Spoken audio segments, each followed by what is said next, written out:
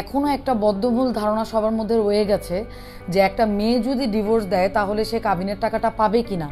এই প্রশ্নটা আমি সপ্তাহে কম বেশি 2-3 জন আমাকে ফোন করেন এবং আমার কাছ থেকে ডিটেলসে জানতে চান।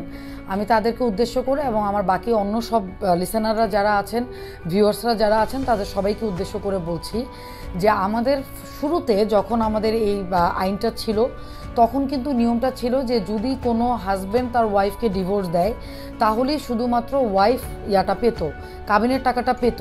বাট খুব রিসেন্ট না হলেও অনেক দিন ধরে কিন্তু আমাদের আইনটা চেঞ্জ হয়েছে।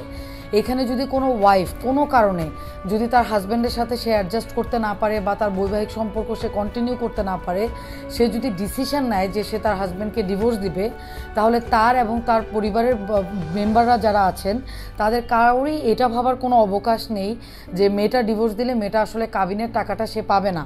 কাবিনের টাকাটা সে পাবে যদি মেয়েটা নিজেও ডিভোর্স দেয়। মেয়েটা যদি, আমি বলি, একটা মেয়ে যদি একটা ডিভোর্সের অ্যাপ্লিকেশন ফাইল করে, 7 ধারায় যদি নোটিশ দেয়, তাহলে মেয়েটা ডিভোর্স দেওয়ার পরে ডিভোর্সের প্রসেসটা কন্টিনিউ থাকা অবস্থায় সে তার হাজব্যান্ডের কাছ থেকে তার 3 মাস ইদ্যৎকালীন সময়ের যে ভরণ পোষণের টাকা সেটা এবং তার কাবিনের টাকাটা সে কিন্তু ক্লেম করতে পারে।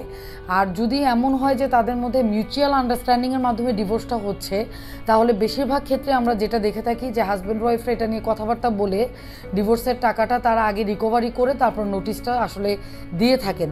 কিন্তু সব ক্ষেত্রে তো বিষয়টা আসলে এত স্মুথ বা এত ইজি হয় না। অনেক ক্ষেত্রেই বিষয়টা অনেক জটিল দিকে বা মামলা মোকদ্দমার দিকে এগিয়ে যায়।